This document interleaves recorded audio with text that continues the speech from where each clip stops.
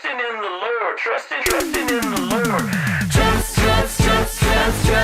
in the Lord. Proverbs 3, 5, and 6.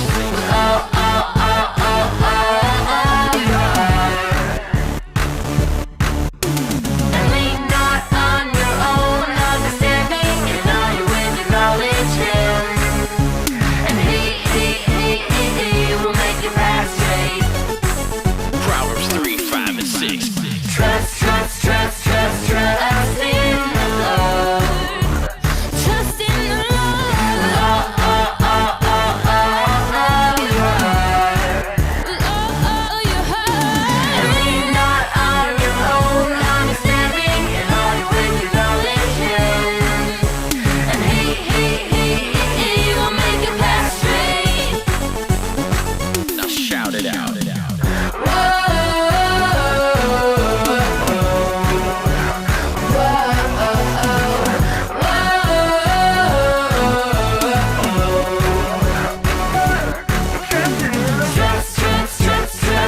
Trust in the Lord.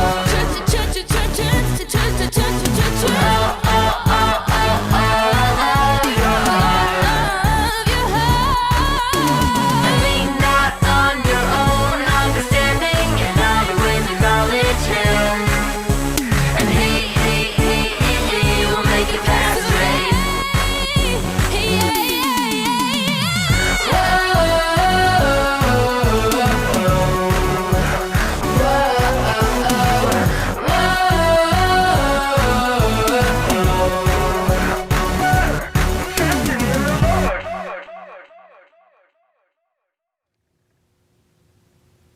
Hey, good morning, Victory Kids Quest. How was your week? Man, it was super hot, but it's feeling a lot better today. I hope you guys had a great week. I know most of you guys have started school already, and I'm going to be connecting with each of you soon because I want to hear how your school year is going so far. I know distance learning is totally different. Man, it is so different for the parents, the teachers, and especially you guys, but I hope that you've had a great first week or so at school. And I've heard a couple of you guys are actually going to be able to do school live, like face-to-face with your teacher. So I'm praying for a really good year and a safe year for all of us. And like I said, here in a week or so, we're going to connect up with each of you just to chat with you a little bit about school. What do you think about that song that we opened up with? Like, I love those fast, upbeat songs. You know, most of the songs we sing on Wednesday night and Sundays in Kids Quest are based off of Bible verses. I know I've told you guys that before, but sometimes we just get into these songs and we love the sounds of them, we love the words of them, and we forget that they're actually based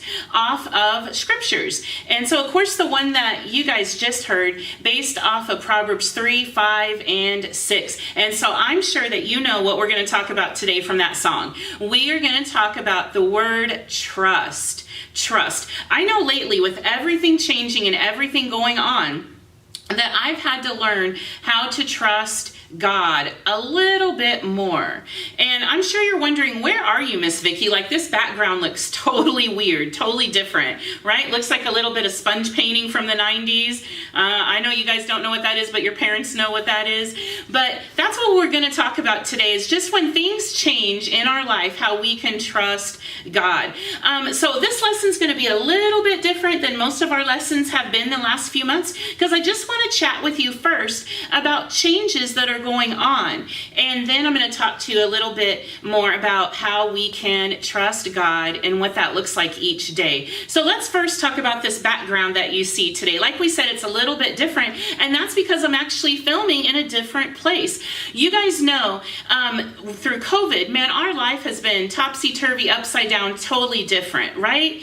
And that started way back like the end of March. So for about 6 months now, things have looked a lot different for you guys. Your summer was different. Places you get to go or don't get to go looks different. School is definitely different. And those of you that come to church with us at Victory, even church has looked different, right? Because I don't get to see you guys, and your teachers don't get to see you guys each week running around campus and chilling out with us, but we do get to see you each week on video.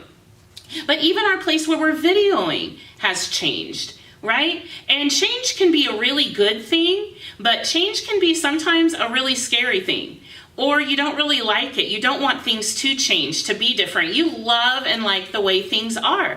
I'm the same way sometimes. Sometimes I'm excited about some change, but most times I kind of like things just to be the way that they are. Well, Victory, you guys know, I know your parents and grandparents have been talking to you about it. We're going through a lot of changes right now, and that's why I'm not even on the campus of Victory. I'm in this new room, and our church has been able to be blessed with these amazing church offices that another church just down the road from Victory is letting us use. So they're letting us use it to make our videos and to make the videos that we use for your parents, and maybe even be able to use for down the road for a few activities until we can all meet back together face to face. And you know, with all these changes that have been going on, I know one of the biggest changes for you guys is school. Doing school at home at your kitchen table or your counter or your desk and seeing your teacher through Zoom or through that computer screen some other way, right? It's really different. And I know sometimes you miss your friends, right? And you miss playing at recess with them. You miss chatting with them. You miss being able to do all those fun activities around your room or going out to the field for PE. And it's a little bit tough sometimes, right? But these are the times when all God wants us to do is just trust Him. Trust. Trust. Sometimes it's easy to trust. Like, we trust in things every day. When I came in this room, I turned on the light switch and I just trusted that the light would come on. I didn't say, oh no, I hope the light doesn't come on, or what if the light doesn't come on, or what if it explodes when I turn it on, right? I just had blind faith, blind trust. I just turned it on knowing what would happen. What about this chair I'm sitting in? I didn't test it out first to see if it would hold me. You know, I just sat in it. How about you guys? When you're at school or you're at home, do you test out the chair or the couch before sitting on it? Or do you just walk up or run up to it and sit down? Of course, that's what we do. That is trust. You're trusting that those things will work for you. What about your teacher? Now, normally for school, we walk into the classroom each morning and we look forward to seeing our teacher, right? And we trust that she or he will just be there. Well, what if you're logging on Monday morning at your computer? You're trusting that your teacher will be there on Zoom to meet you. I brought my little bag here of some things that I use at school during the school year that I put my trust in, like my pencil. I trust that it's going to write for me. I trust that my eraser will work when I make those mistakes and I just try again, right? What else? Oh, how about scissors? Well, when I take my scissors out at school, I trust that they're going to cut my piece of paper. I don't worry about it. I just take them out when the teacher tells me and I start using them and I realize, yep, I trusted correctly, right? My scissors work. Let's see what else is in my little school bag. Oh, something I like very much, markers. So I get out my blue marker, just like you do for school, and I trust that as soon as I begin drawing with this, it's not going to turn orange or yellow. I trust that it will write blue. See how easy it is to trust? Maybe you never realized how much trust we put into things every day. What about my favorite time of day, snack time or lunchtime? And I get out my water bottle and I open it and I trust that it will be great refreshing. Water, yes it is, right? There wasn't a surprise. There wasn't a chemical in there or bleach water. It was nice, refreshing water. We trust even our water bottles. And again, to go with my favorite time, snack time, Doritos. I see that these are Cool Ranch, one of my favorites. So when I open this bag, I trust that there's going to be Cool Ranch Doritos inside. And sure enough, I can smell them as soon as I open it. Yummy, yummy, yummy. I'll eat these later when we're finished. So you guys, it's that easy to trust in all of these things, right? But when things get a little topsy-turvy or a little upsetting, or things change that we don't like, maybe you don't like not being able to go to your school and having to do school at home. Maybe you don't like it that, you know, grandma got sick and she had to move in with you and it makes things a little harder because you had to give up your bedroom so that grandma could have her bedroom. Maybe you don't like that dad has been working hard but he lost his job and now you guys have to move so that he could have a new job and a new place to live. Maybe you don't like these kinds of things of change. You know, it's been hard for me because doing school different is a little bit hard for me and my kiddos. And even coming to a new place to make our videos, I didn't really like that change. I kind of like our campus at Victory, right? I love being there. I feel connected. But you know what's so awesome with change? Is when we trust God and we trust His plan and we realize that this change is for a reason and it's for a purpose, then it helps us to have a good attitude and be excited about the change. Because you guys, with change, good things are going to happen. Good things are going to happen, right? If we move to a new facility for a while until our new church is being built, our new church building, think of all the amazing fun memories we're going to be making in that new building. It's going to be big, beautiful, fun, exciting, large places for us to run around inside and outside. So even though the change will be a little different and a little topsy-turvy, think about the amazing things we're going to be able to enjoy. What if Grandma had to move into your house and you had to give up your bedroom and you just didn't really like that change? But then you and Grandma become the best of friends and you get to spend every day with her and you're like, I love this. Because used to I could only see my grandma sometimes. Now I get to love on her and she spoils me every day. We have to look for the good when things change. And it happens when we trust God. You guys trust your parents, right? You trust them to take care of you. You trust them to feed you. You trust them to raise you in a good way and to tell you truthful things and right things, right? You trust in that light switch we said when we turn it on. You trust in that chair when we sit in it that it won't collapse or break underneath you. So we're looking at all these things we can trust in easily each day. But sometimes we don't trust God and we don't trust His plan.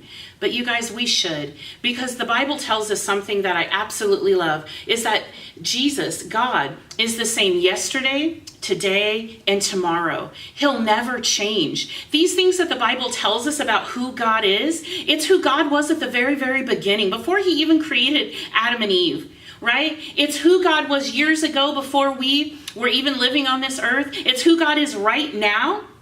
And it's who God will be 100 years and 1,000,000 years from now. And that's why it's so important that we trust Him. Because all of these things in our life can change, but God does not change. The Bible said some things of God that do not change is that He is good.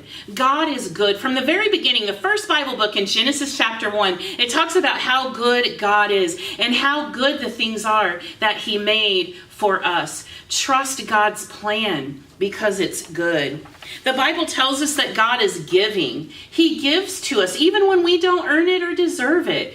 God gives us what we need. I love in the book of Matthew, Jesus is telling the people, why are you so worried about God providing for you? Look at all these little sparrows. Look at these tiny birds. God provides them with a home. He provides them with shelter, He provides them with safety, and He provides them with food. If God cares about these little sparrow birds and provides for them, how much more will He provide for us? With our move from our Victory campus to, another campus for the meantime, God has been very giving to us by giving us a new space, and He's going to be very giving to us in about a year when we get to experience that new church building to worship Him. The Bible says that God is love. We can trust God's plan because He loves us. He wants only the very, very best for us. Just like your parents, they want the very best for you. Trust them because they love you. The Bible tells us we can trust God's plan because He is kind. He is kind.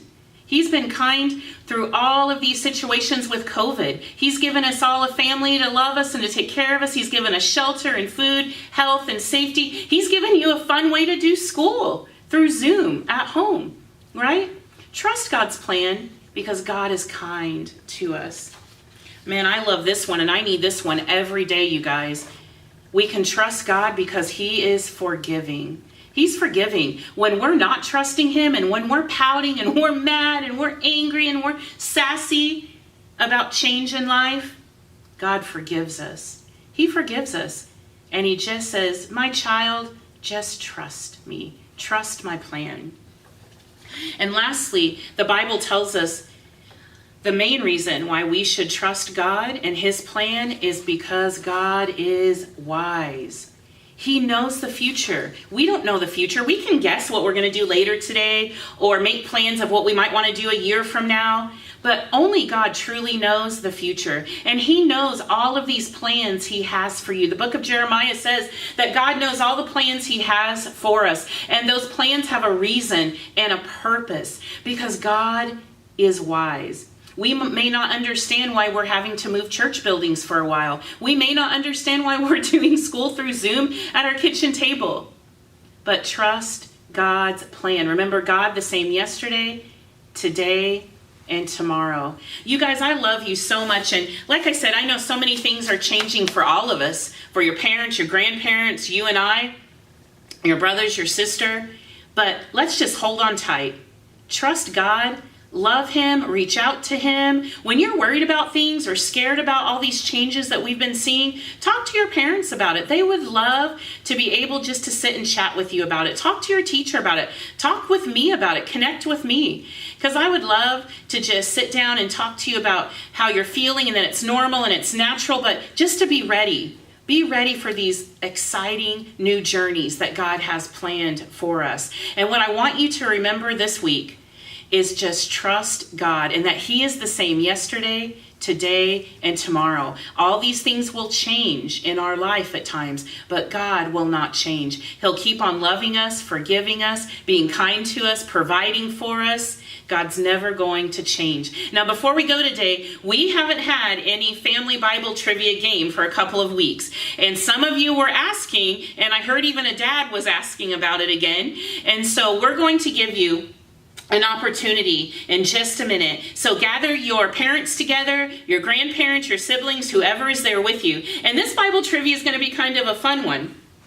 It's all about food in the Bible. Food, you know, one of our favorites, right? So you guys are going to enjoy it. I love you guys so much, and I can't wait to connect with you next week. Have a great week.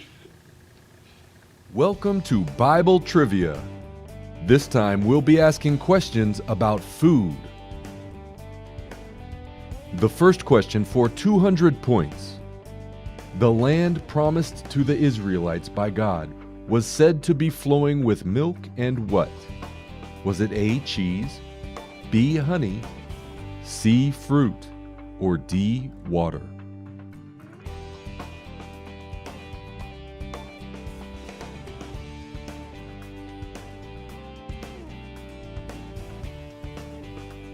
The answer is B.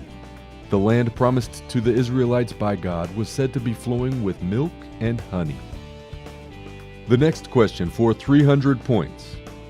Who fasted for 40 days upon Mount Sinai? Was it A, Moses, B, David, C, Elijah, or D, Jesus?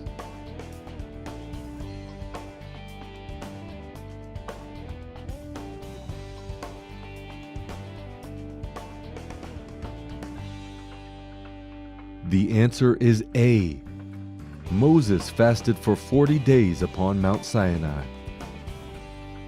The next question for exactly 3,722 points. What did Jesus give to his disciples as he said, "Take, eat, this is my body"? Is the answer A, honey, B, lamb, C, fish, or D, bread?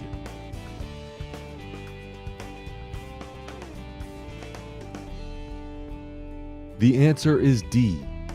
Jesus gave to his disciples bread as he said, "Take, eat, this is my body." The next question for 80,000 points. What was Jesus tempted to turn into bread while he fasted in the wilderness? Was it A, his sandals, B, cacti, C, stones, or D, dirt?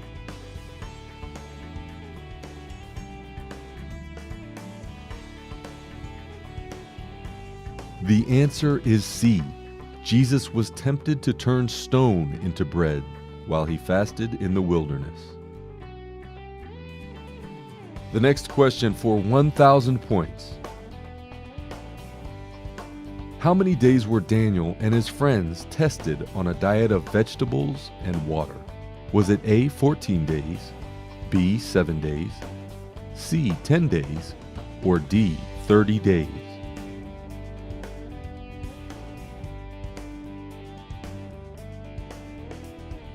The answer is C. Daniel and his friends were tested on a diet of vegetables and water for 10 days. The next question for 100 points. About how many people did Jesus feed with 5 loaves of bread and 2 fish?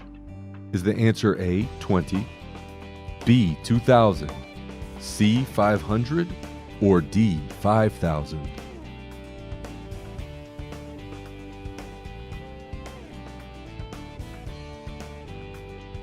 The answer is D. Jesus fed about 5,000 people with 5 loaves of bread and 2 fish. The next question for 300 points. In the Gospel of John, Jesus called himself the bread of what? Was it A, life, B, all that is holy, C, life and death, or D, all who believe in him?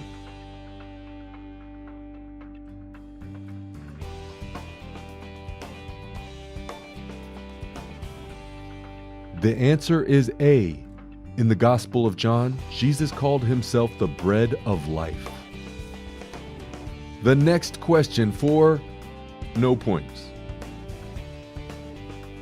What juicy fruit, mentioned in Isaiah, comes in several varieties, including water, honeydew, and rock? Is it A, tomatoes, B, grapes, C, melons, or D, berries?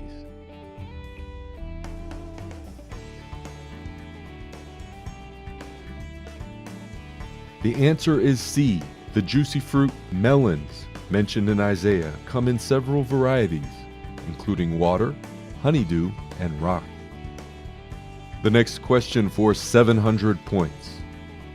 What drink from Proverbs 27 and 27 strengthens your bones, is good with biscuits, and, in the right conditions, becomes cheese? Is it A, coffee, B, orange juice, C, milk, or D, water?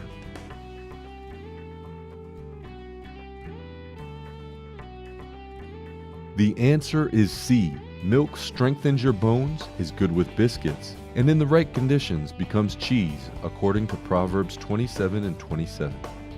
And the last question for a bunch of points. You can move mountains with faith as small as what? Is it A, a grape, B, a berry, C, a fig, or D, a mustard seed?